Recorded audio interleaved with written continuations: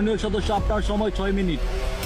ধন্যবাদ মাননীয় স্পিকার। মাননীয় স্পিকার, আমাদের এই বাংলাদেশ প্রকৃতির অপরূপ সৌন্দর্য ভরা এক শান্তির ভূখণ্ড।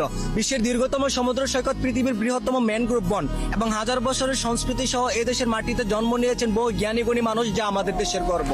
কিন্তু অত্যন্ত দুঃখের সাথে বলতে হয়, এই স্বাধীন সোনার দেশে আইনের অবহেলা থাকার কারণে আজ সাধারণ জনগণ ভালো নেই। মাননীয় স্পিকার, আজ আমি এদেশের সাধারণ জনগণের দুঃখ কষ্টের কথা তুলে ধরতে চাই। বর্তমান বাজারে নিত্য প্রয়োজনীয় জিনিসপত্রের দাম এতটাই বেড়ে গেছে যে সাধারণ খেটে খাওয়া মানুষ দিশেহারা হয়ে পড়ে। চালের দাম, তেলের দাম, গ্যাসের দাম বাড়ে, কিন্তু সাধারণ মানুষের আয় বাড়ে না। এই অভাবে পরে দেশ ও জাতির উন্নয়নের আশা করা যায় না। মাননীয় স্পিকার, আজ দেশের হাজারো শিক্ষিত যুবক বেকার ঘুরছে। বাবা মা কষ্ট করে পড়াশোনা করায়, কিন্তু পড়াশোনা শেষ করার পরও চাকরি নেই। বিশেষ চাকরি করতে গেলেও যোগ্যতা চাই, আবার কিছু কিছু ক্ষেত্রে ঘুষ ছাড়া চাকরিও পাওয়া যায় না। যে দেশের মেধাবী যুবক বেকার থাকে, সে দেশ কখনো পুরোপুরি ভাবে উন্নত হতে পারে না। মাননীয় স্পিকার, বর্তমান সামাজিক যোগাযোগের মাধ্যমে অপপ্রচার, প্রতারণা, কিশোর গ্যাংয়ের কার্যক্রম প্রতিনিয়ত বেড়ে চলছে। অল্প বয়সী ছেলেরা মাদক, সন্ত্রাস আর অপরাধের দিকে ঝুঁকে পড়ছে।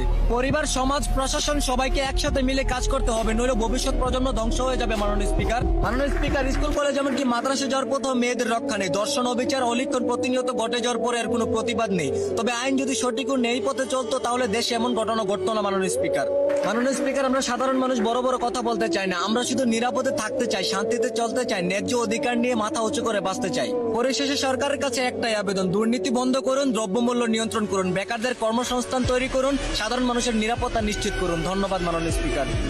সংসদে দ্বিতীয়বারের মতো বক্তব্য পেশ করবেন জনাব রাজউদ্দিন আহমেদ। মাননীয় সদস্য, আপনার সময় 2 মিনিট।